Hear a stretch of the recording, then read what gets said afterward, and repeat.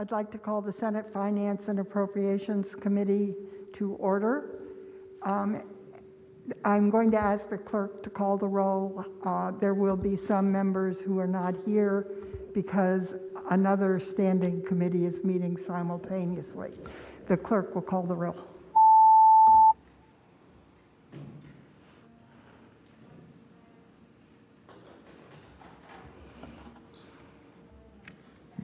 Mary Ann.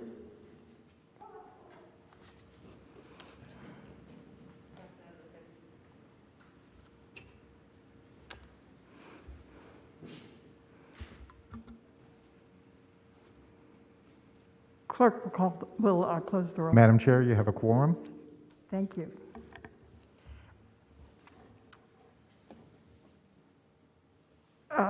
We have about 13 or 14 bills in front of us this afternoon. I'm going to start by calling bills that are identical and similar to Senate bills that have already passed, and then we'll hear other House bills. Then we'll conclude with two House bills that were re-referred to us just this morning. All of the bills before us have been heard in another committee of origin. They've all had the opportunity for public comment, so we will not be taking public comment on any of these bills consistent with our policy. Okay, so we will start with House bills that are identical to Senate bills. I'm going to ask that April go through them one by one, and we will vote on them one by one. Madam Chair, the first bill, House Bill 1751, Delegate Brewer's bill. This has to do with the excise tax on peanuts, and it extends the sunset date. It is identical to Senate Bill 1411, Senator Lucas's bill, which passed the Senate 35 yes, 3 no. I move that we report the bill. It's been moved and seconded that House Bill 1751 be reported. Please record your vote.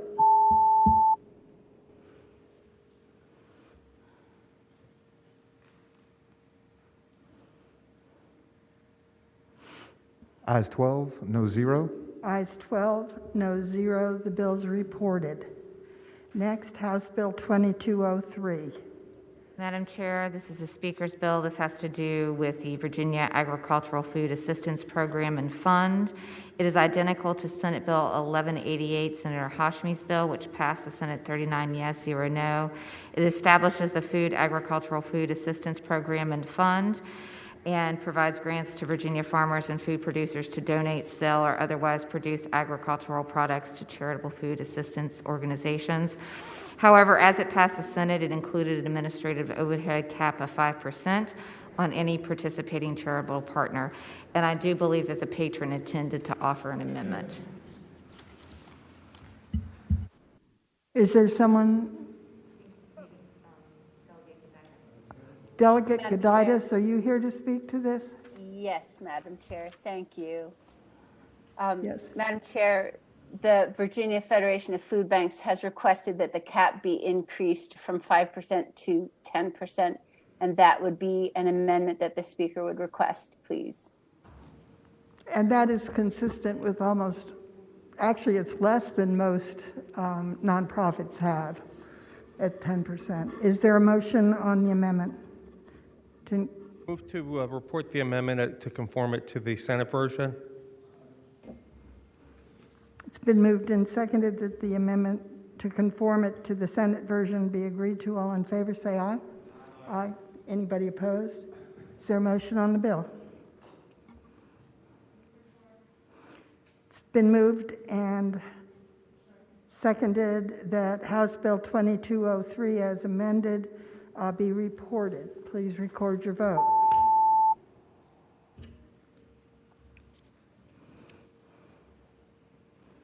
Ayes 12, no 0.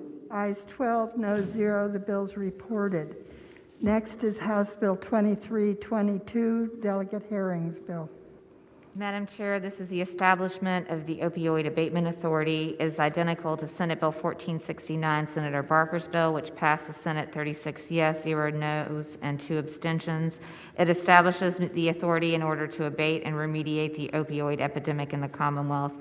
and is governed by a board of directors, and it creates the fund which shall be administered by the authority to which funds from the opioid-related settlements will be deposited. Is there a motion on the bill? Move to report.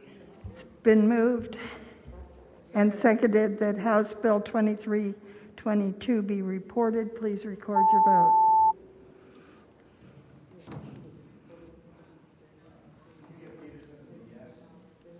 Your vote will be noted, sir. Ayes 14, no 0. Ayes 14, no 0. The bill is reported. Next is House Bill 2331, Delegate Mullins' bill.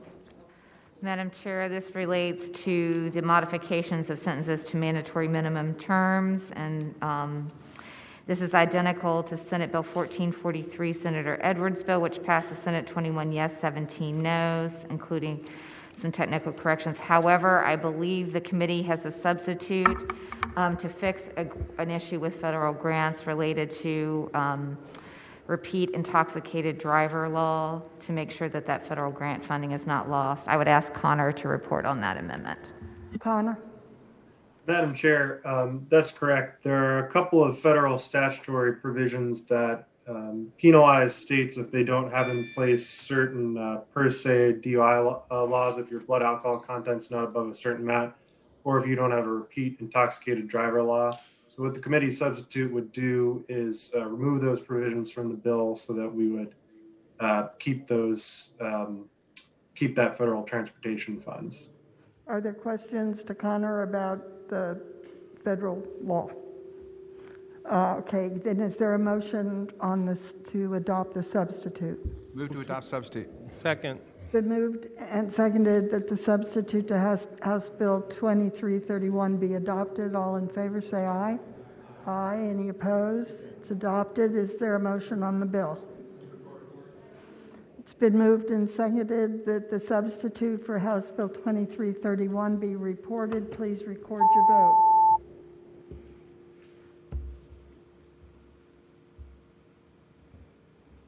Ayes 10, noes 3, abstentions 1.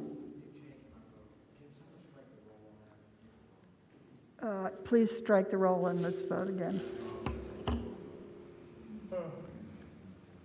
Okay, this is a motion to report the substitute to House Bill 2331. Please record your vote.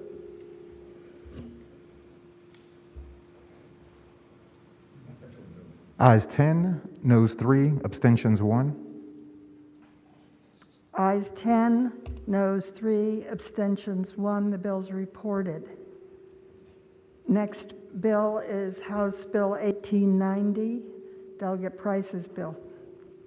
Madam Chair, this one is the Prohibited Voting and Elections Administration Discrimination. It is identical to Senate Bill 1395, Senator McClellan's bill, which passed the Senate 21 yes, 17 noes. Both the House and Senate budgets include $50,000 in the second year of the biennium. The bill prohibits any voting qualification, prerequisite, or any standard practice or procedure related to voting from being imposed or applied in a manner that results in the denial or abridgment of the right of any U.S. citizen to vote based on race, color, or membership in a language minority group defined in the bill as a protected class. Is there a motion on the bill? It's been moved and seconded that House Bill 1890 be reported. Please record your vote.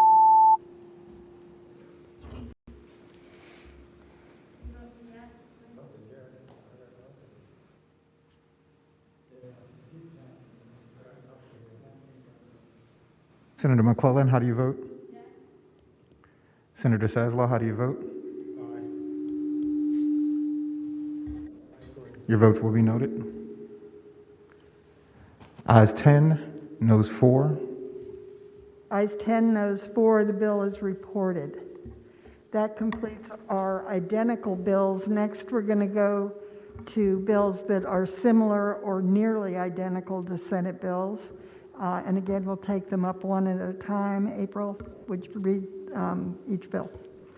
Madam Chair, the first one, House Bill 2027, Delegate Coiner's bill. This relates to under the standards of learning, reading, and mathematics assessments for grades 3 through 8. There is a fiscal impact. The House budget included 8.8 in non-general federal K-12 emergency relief funds in the second year. The Senate budget included $10 million in non-general funds in the same sort, and that was related to Senate Bill 1357, Senator Donovan's bill, which is substantially similar. That passed the Senate 36 yes, 0 no. Essentially, the bill directs the Board of Ed to establish and provide a through-year growth assessment to measure individual student growth over the course of a year for the purposes of administering the reading and mathematics SOL assessments in grades 3 through 8 in the 2022-2023 school year. It requires the system to include at least one fall, one mid-year, and one spring assessment administered through computer adaptive technology using test items, etc., and requires only a fall and spring assessment to be administered in the 2021-22 school year. I do believe that there is an amendment or a sub that provides some additional flexibility to DOE that the patron had also agreed to, but I would ask Connor to report that. Connor?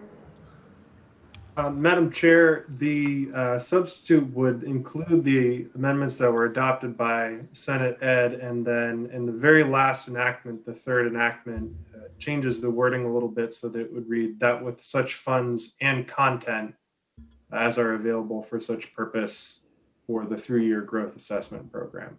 Thank you, and this is okay with the patron, the sub? That's I believe so, Madam Chair. Okay, good. Is there then a motion on the substitute? Have we adopted it? Okay, it's been moved and seconded that we adopt the substitute. All in favor, please say aye. Aye. Any opposed? Okay, is there a motion on House Bill 2027? It's been moved and seconded that the substitute to House Bill 2027 be reported. All in favor, please record your vote. A lot of mental health issues, a lot of drug issues, and Ayes 14, no 0. Ayes 14, no 0. House Bill 2027 is reported. Next is House Bill 1750. Madam Chair, House Bill 1750, this is Delegate Goditis' bill related to dairy producer margin coverage premium assistance program. It is substantially identical to Senate Bill 1193, Senator Obenshain's bill, which passed the Senate with a clause 39 yes, 0 no. The Senate provided no funding. However, the House provided $1 million. Today on the floor, you did, when the Senate bill came back, adopt a version very similar to what the House bill was. And so you may now wish to conform it on how you passed the version on the Senate floor today. And I believe the difference there is that it required the Department of Conservation and Recreation to promulgate regulations and that it would expire on July 1, 2023. But I would also ask Connor to confirm that. Madam Chair, in April, the bill in its current form is almost, in other words, unamended by this committee, is almost identical to what was on the floor today. The only difference is that Delegate Goditis' bill states that the board should adopt regulations to implement the program. What passed on the Senate floor today didn't have that phrase, but so you could, but I think that that's something that the patron is looking for, I believe. So it doesn't seem to me like it would make sense to take that out. Although I believe that Delegate Goditis is here and perhaps could speak to that if she wants to. Delegate Goditis? I'm here, Madam Chair, and I'm fine with that amendment.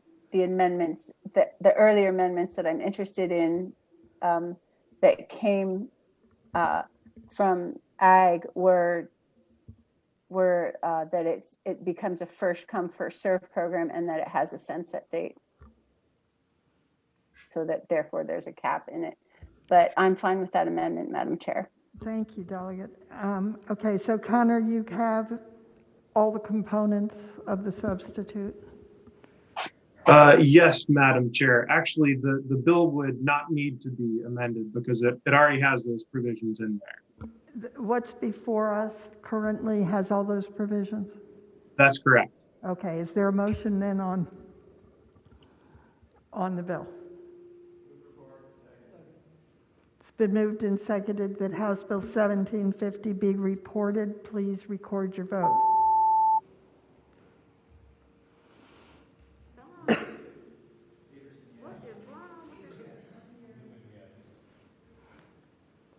Should we strike and try again?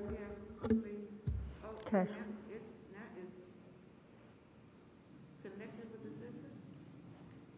Senator Locke, how do you vote? Senator Peterson? Senator Deeds, yes. Okay. Senator? Copy that. Ayes 14, no 0. Ayes 14, no 0. The bill's reported. Chair? Yes. Senator Eben here. I think I apologize, but I think I misspoke when we had 2203 and I moved to conform when it was actually an amendment that the speaker had to change it to the standard administrative cap at 10%. And I apologize for that. We passed it conforming to ours rather than with the one that's more standard with nonprofits. Is there a motion to reconsider the vote by which we passed? Which bill was it? 2203. So moved. 2203. It's been moved and second. We reconsider that vote. Please record your vote.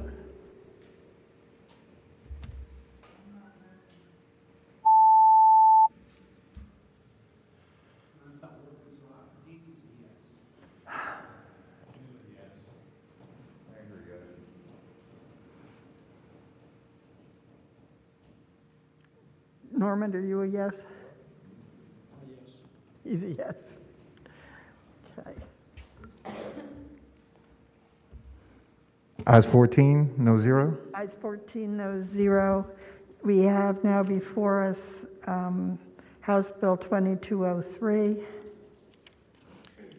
And do we need to amend it, April?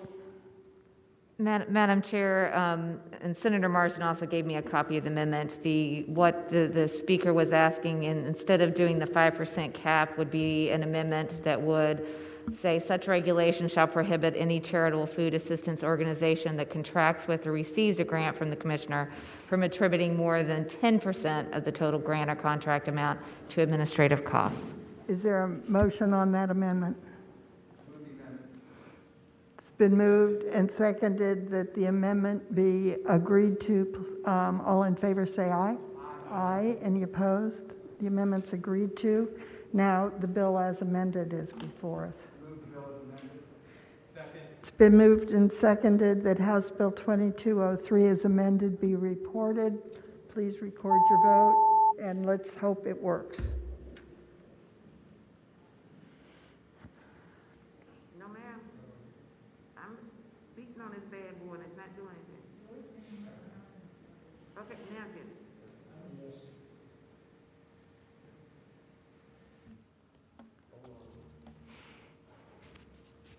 Senator Locke, how do you vote?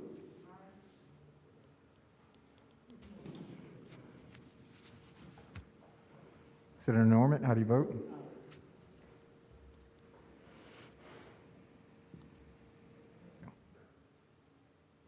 Ayes 14, no 0. Ayes 14, no 0. The bill's reported.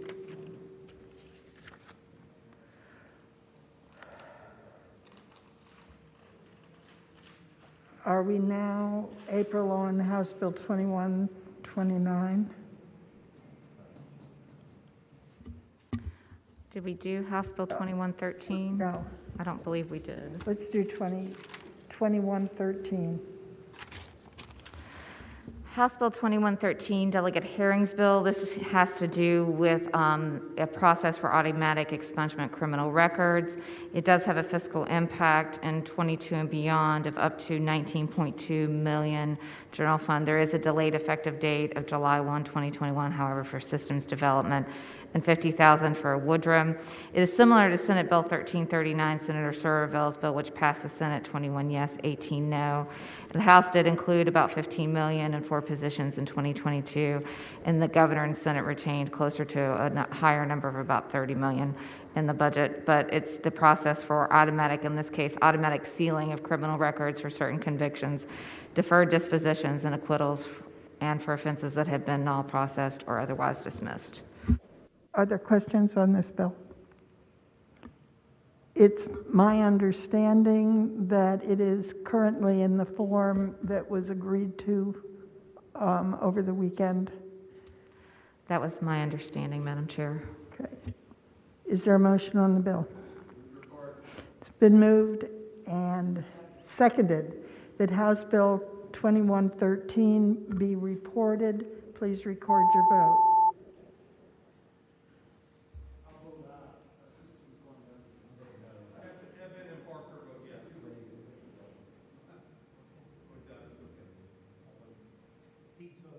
I think this is a sign that it's time for us to go.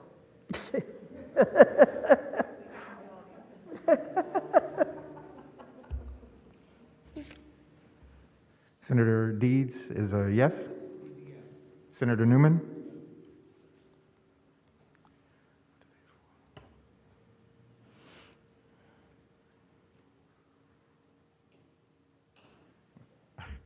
For ayes, 1, 2, 3, 4. Ayes 9, noes 4. Ayes 9. Ayes 10, I'm sorry. Ayes 10. Noes 4. The bill's reported. Next, House Bill 2129. Madam Chair, House Bill 2129 is Delegate Lopez's bill. It's related to wastewater treatment, enhanced nutrient removal certainty program related to the Chesapeake Bay. It has a fiscal impact of up to $400 million between fiscal 23 and 2025. It's similar to Senator Hanger's bill, which passed the Senate 38 yes, 0 no. The House budget proposes $150 million in bond proceeds for the wastewater treatment plant upgrades that are contemplated. It did something similar pass the Senate today, so you may wish to conform to that, and I would ask Connor to report on that. Madam Chair, if you would, Delegate Lopez's bill in its current form is identical to what passed on the Senate floor today. So it would not need to be amended by this committee to be for the bills to be identical. Thank you. I see Senator Norman would like to speak. Your name's right there. Senator Hanger, you're on here too. Did you want to? Oh, well, I was going to, but Connor described it, so I'll move Okay. to report the bill. Okay, it's been moved. Is there a second? That House Bill 2129 be reported. Please record your vote.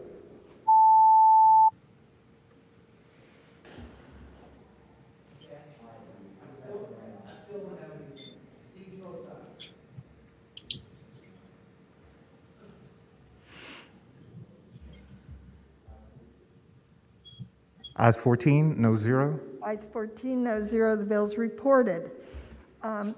Next is House Bill 2074, Delegate Simon's bill.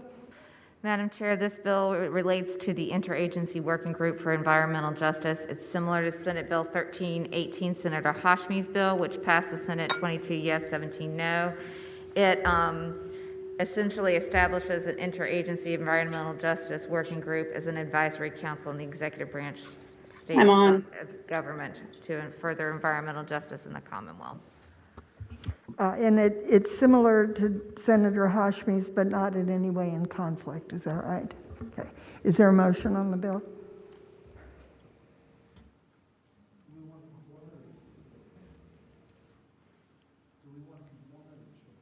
I think they're fine. It's been moved, and is there a second on reporting House Bill 2074? It's been moved and seconded. Please record your vote.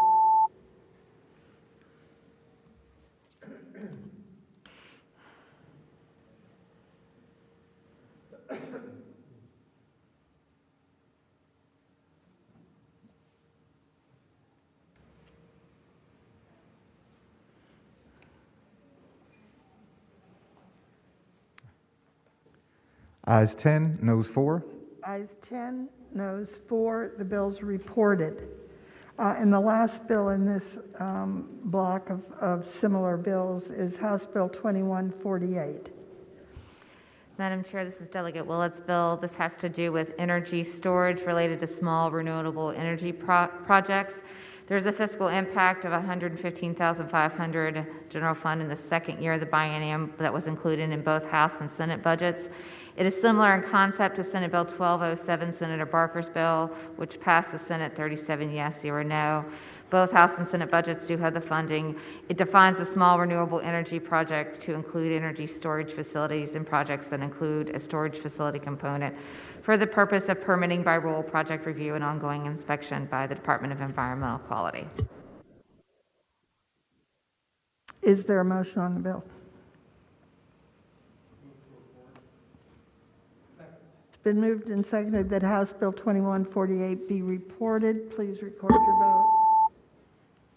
Hopefully.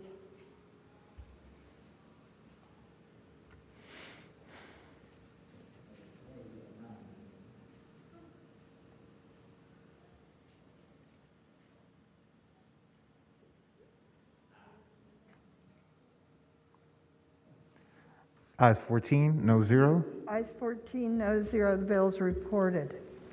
Now we're going to go to other House bills that are not similar or identical to Senate bills. So we will start with House Bill 2099, Delegate Coiner. Is she here? Madam Chair, can you hear me? Yes. Thank you, Madam Chair. If that's a real background, I want to be where you are. In the summer, you're welcome to come join me.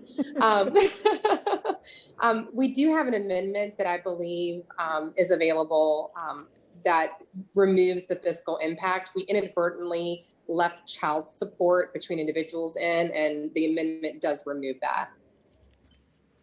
Okay, Connor, do you have that amendment? Yes, Madam Chair and Delegate Coiner. Can we have a motion on that amendment? It's been moved and seconded that the amendment be agreed to. All in favor, say aye.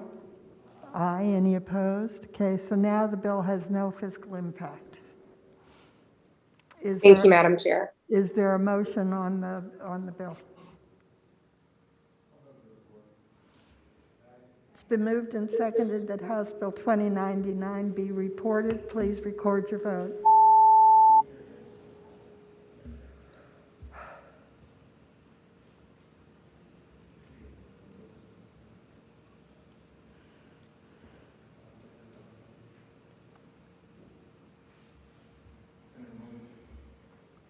Senator Marsden, how do you vote? Ayes 12, noes 2. Ayes 12, noes 2. The bill's reported. Next is House Bill 2001, Delegate Helmer.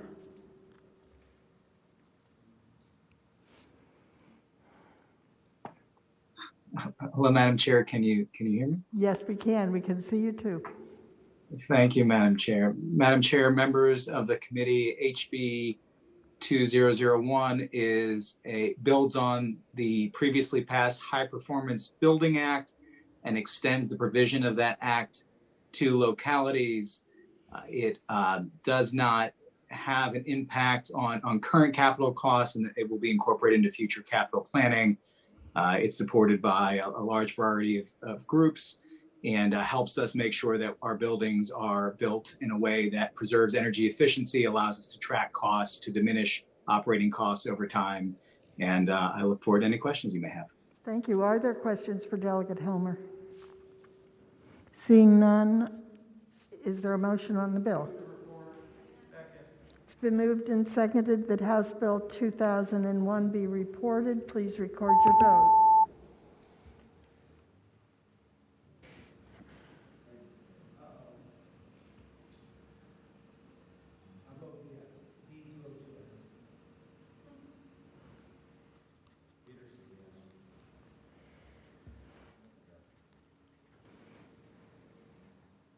Senator Dees votes yes.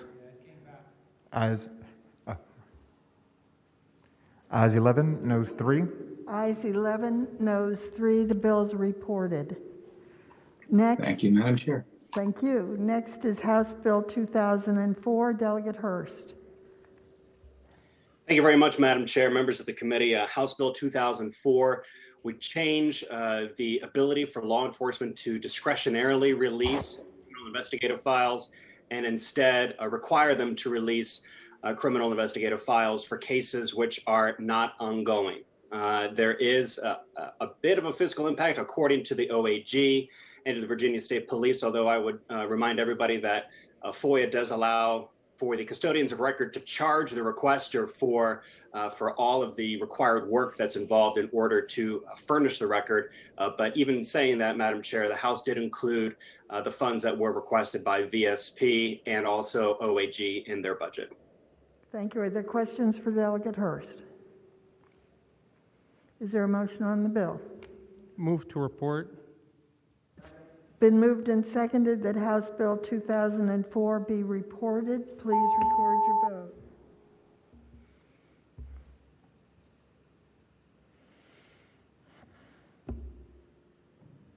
Ayes 9, noes 5. Ayes 9, noes 5. The bill's reported. Thank you, ma'am. Welcome. Next is House Bill 2227. Delegate Corey.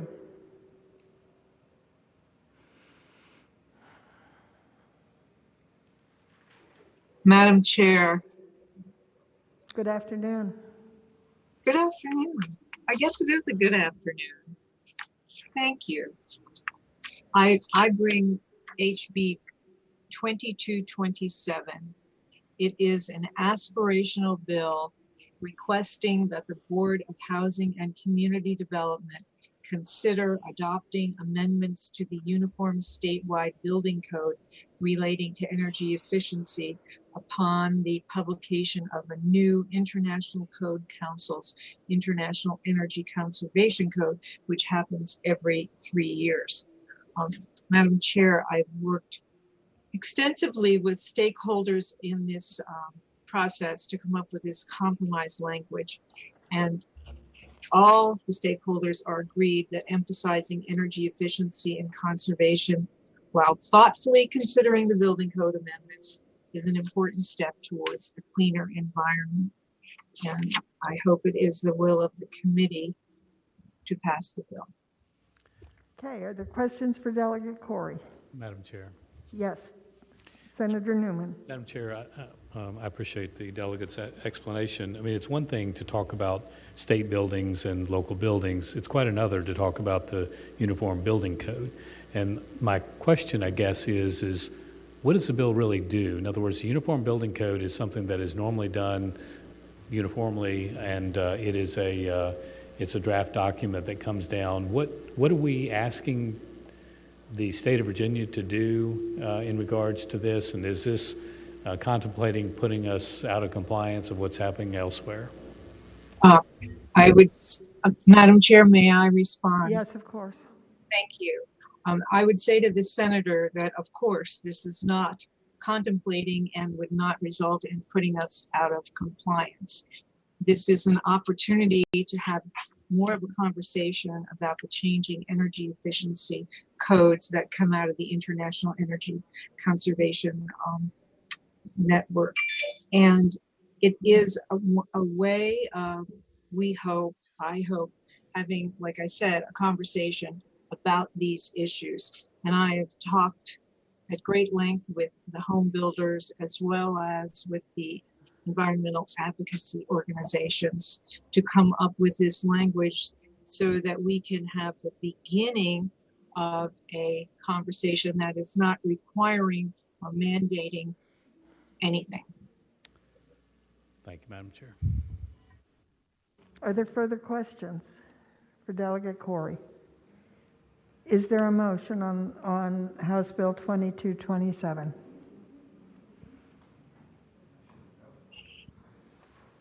Is there a motion on 2227? It's been moved and seconded that House Bill 2227 be reported. Please record your vote.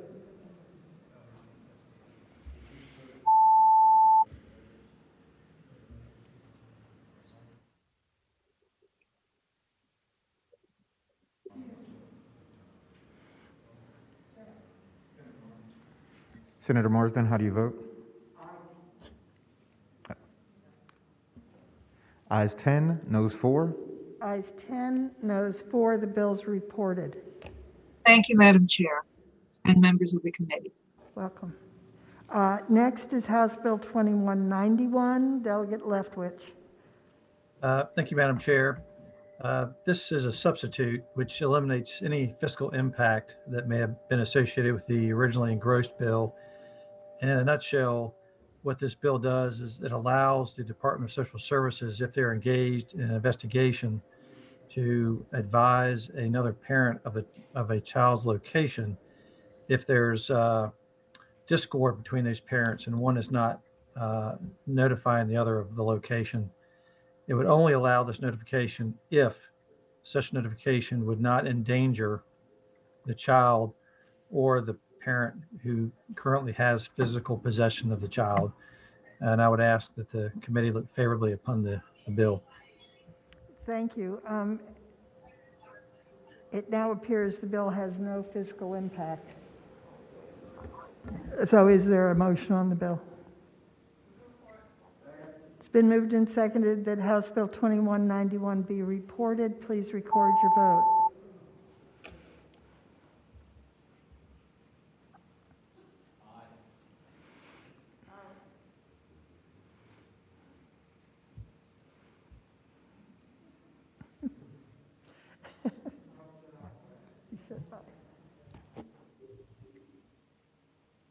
Ayes 15, no 0. Ayes 15, no 0. Thank you, Madam Chair and committee. Welcome. Next is House Bill 2124. Delegate Lopez.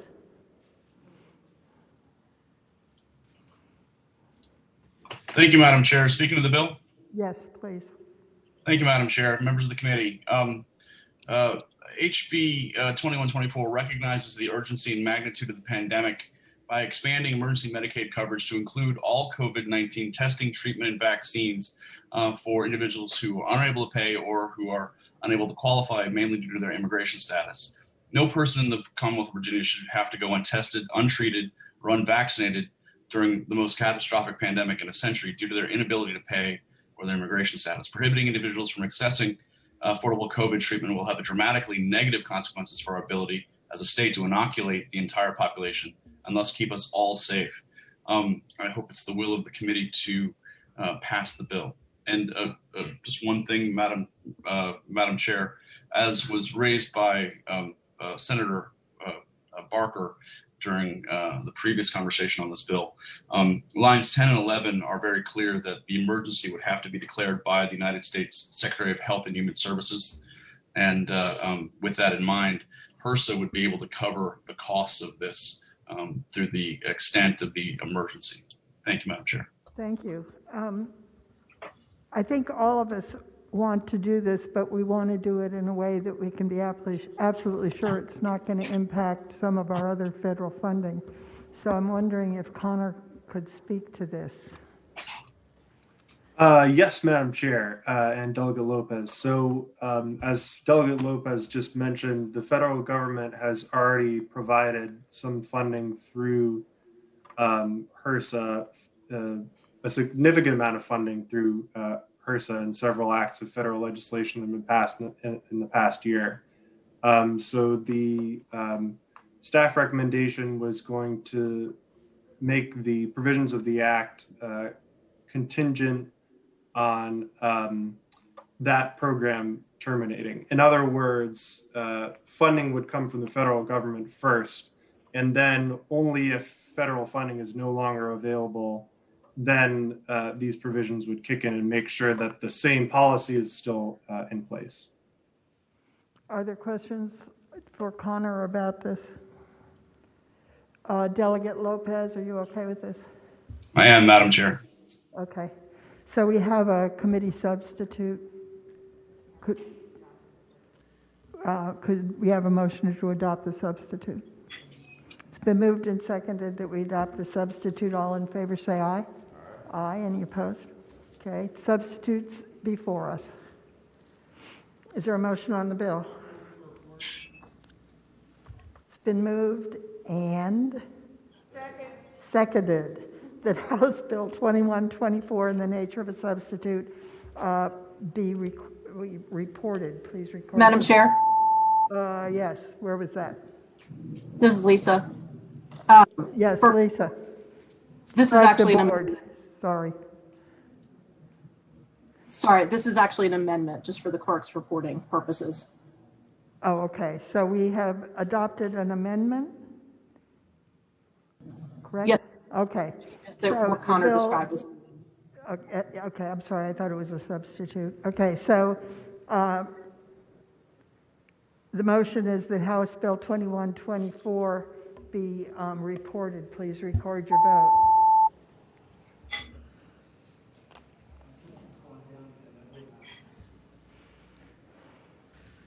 Ayes 15, no 0.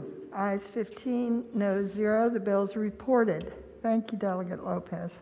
Thank you, Madam Chair. Next is Delegate Mullen, House Bill 2017.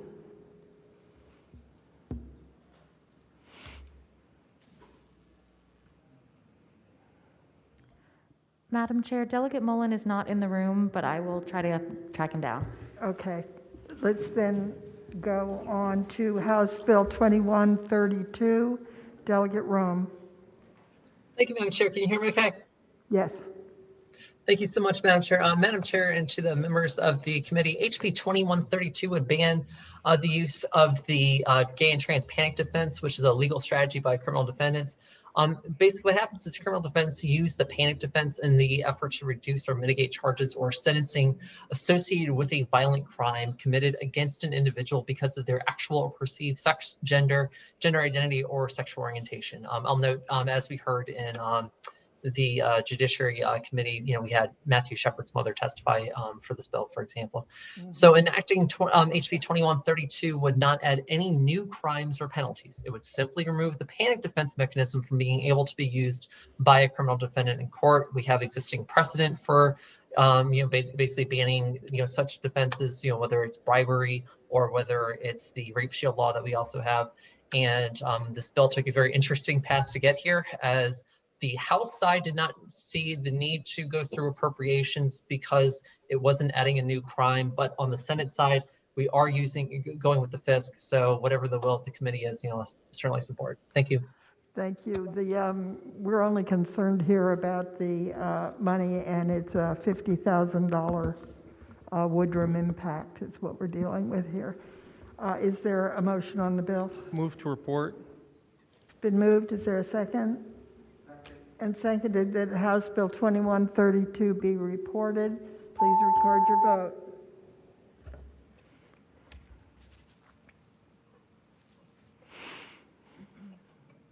Ayes 14, noes 1. Ayes 14, noes 1. Bill's reported. Thank you, Madam Chair. Thank you. Next is House Bill 2053. Delegate Samira. Good afternoon, Madam Chair. And this bill briefly, this bill seeks to find a way to remove barriers to legalizing a very modest zoning tool for homeowners known as granny flats in all localities. And it's essentially bringing together an advisory group to work on it over the course of this next year. Department of Housing requested some money so that they can do a thorough job. And we tried to our best to not put any money on it, but they certainly need to pay attention to it closely as it moves along. It's a very technical kind of issue. It has all the stakeholders that could be had, and they are available for comment if need be. And thank you, Madam Chair. Okay, thank you. So this has a fiscal impact of $50,000. Are there questions? Is there a motion on the bill? Move to report. It's been moved. Is there a second? Second. And seconded that House Bill 2053 be reported. Please record your vote.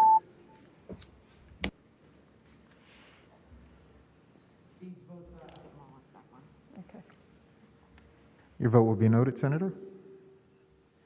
Ayes 12, noes 3. Ayes 12, noes 3. The bill's reported. I understand that Delegate Mullen is available now, so we'll go back to House Bill 2017. Thank you, Madam Chair. I apologize. We were certifying judges over in the House, and in this Zoom world, we're in two places at the same time. Yes. Madam Chair, this bill allows court services units to be able to set up peer review panels similar to what you might find in honor councils at wonderful colleges like William & Mary or even the dreaded University of Virginia. And so I would hope it would be the pleasure of the body to be able to pass this.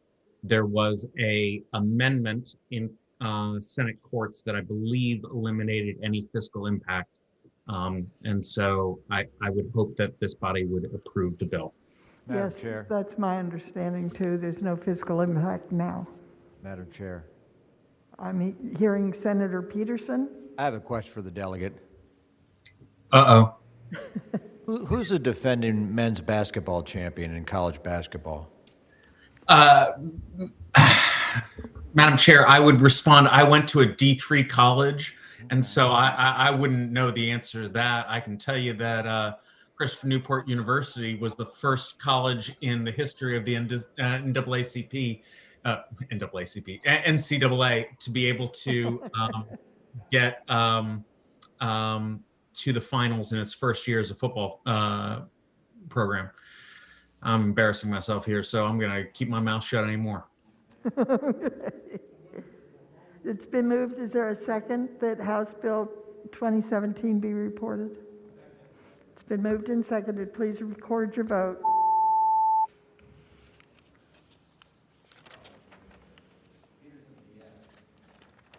Your vote will be noted, Senator. Ayes 15, no 0. Ayes 15, no 0. The bill is reported. Delegate, you're in luck. Staff pointed out to me you have another bill, which is the last one on our agenda, but we'll bring it up now. House Bill 2063. Thank you, Madam Chair. Madam Chair, at this point, I've already talked my way into losing at least one vote. I'd prefer not to do that for anything further, so I'm going to keep my mouth shut.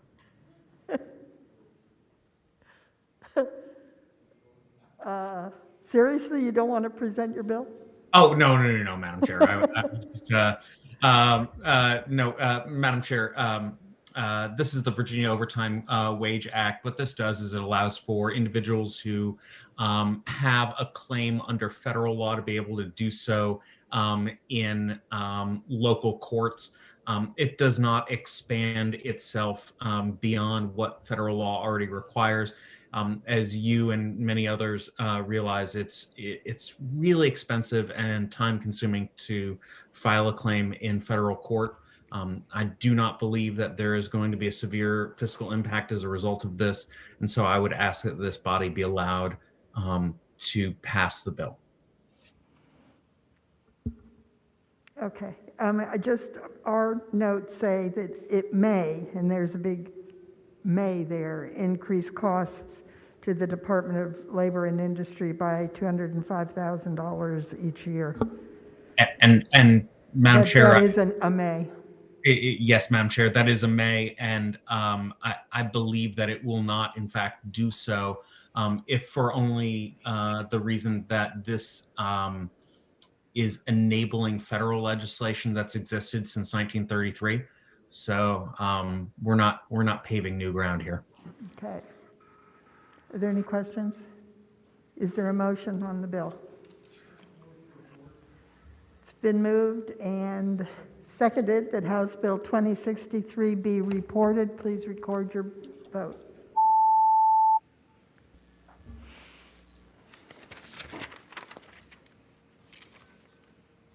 Ayes 15, no 0.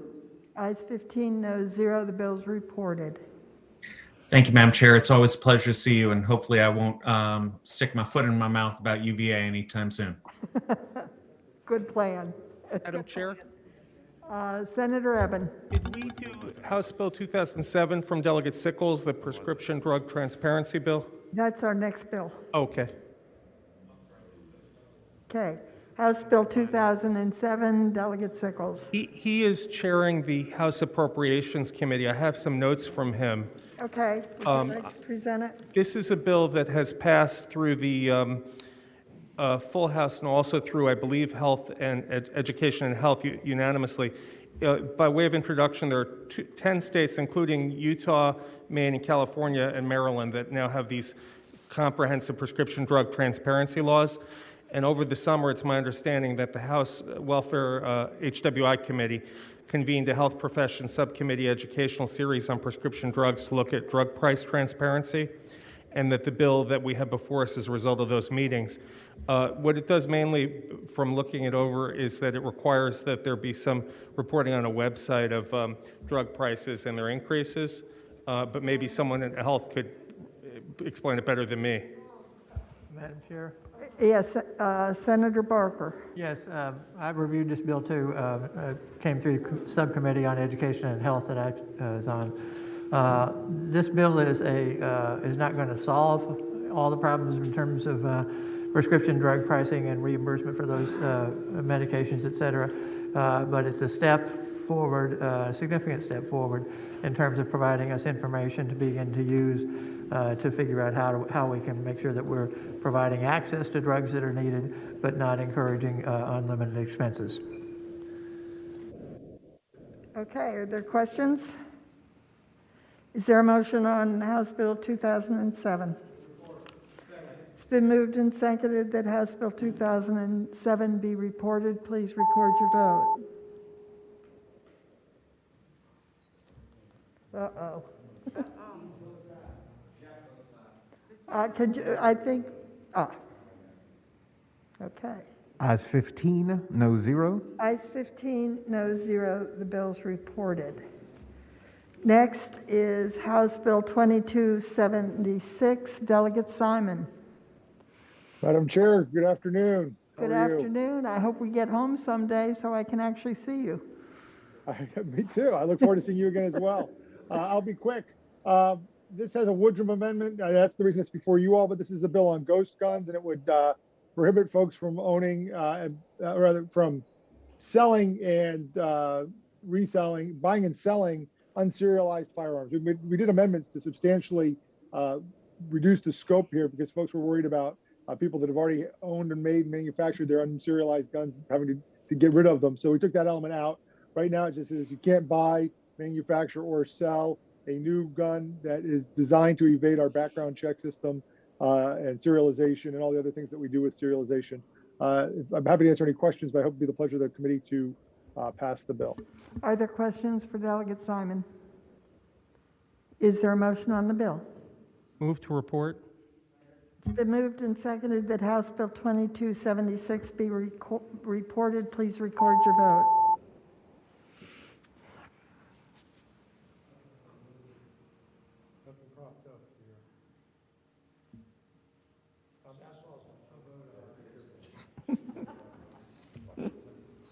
Ayes 10, noes 4, abstentions 1.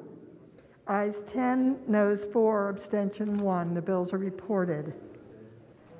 Next is Delegate... Thank you, Madam Chair. Thank you. Next is Delegate Sullivan, House Bill 1855. Good afternoon, Madam Chair.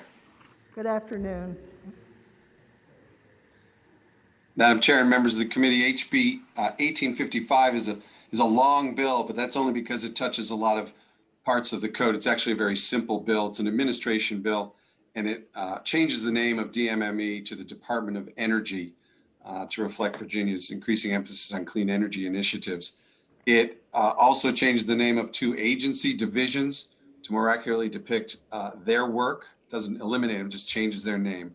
And it creates the position of Chief Clean Energy Policy Advisor to the governor. The bill actually has a positive FIS, meaning it adds a little over $500,000 to the budget. That has nothing to do with cuts. It just has to do with reorganization and some retirements and such. But it has no negative fiscal impact statement, actually quite to the contrary. That is the bill, Madam Chair. I'm happy to take questions. Okay, a positive fist is a rare and wonderful thing. Just trying to do my part, Madam Chair. Good. Are there questions for the delegate? Seeing none, is there a motion on the bill? It's been moved and seconded that House Bill 1855 be reported. Please record your vote.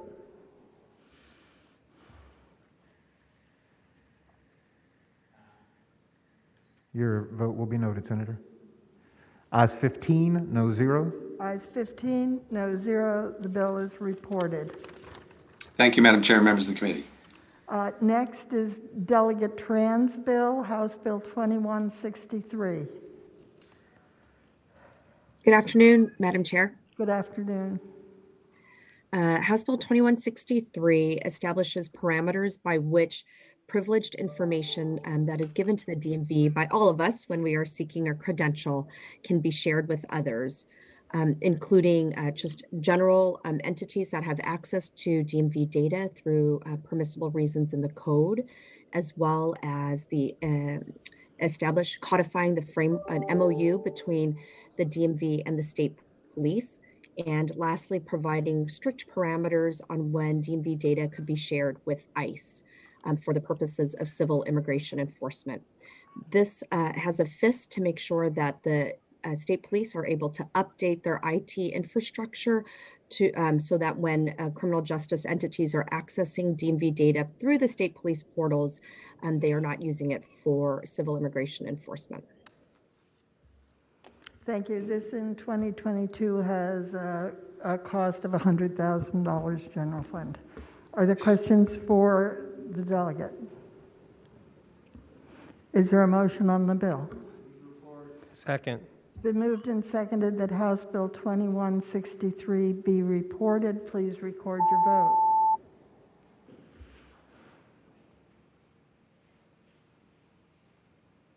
Ayes 12, noes 3. Ayes 12, noes 3. The bill is reported. And Thank you. I believe our last bill is Delegate Guzman's House Bill 2137. Yes, Madam Chair, I'm here. Good afternoon. Good afternoon.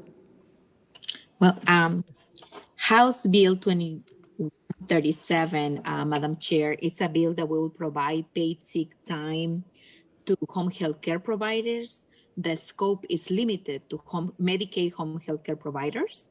And I appreciate the work of Senator Barker and his leadership, and so as the support of Commerce and Labor. I think this is a good policy, Madam Chair. These home health care workers have been the one who have provided service to our Medicaid patients during the pandemic. And I think it's the right thing to do. And I hope the members of this committee support this legislation, Madam Chair. Thank you. As far as that is included in the House of Delegates budget. Good. Okay. Are there questions? Okay, this came to us today from Commerce and Labor. Is there a motion on the bill? Move to report. It's been moved and seconded that House Bill 2137 be reported. Please record your vote.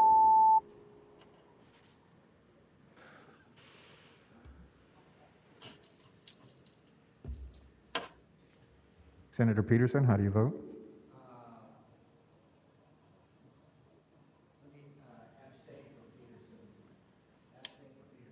Your vote will be noted. Ayes 9, noes 4, abstentions 2. Ayes 9, noes 4, abstentions 2. The bill is reported. Thank you, Madam Chair and members of the committee. I would ask April, does that complete our docket? Great. That completes our docket. If there's no further business, the committee will rise.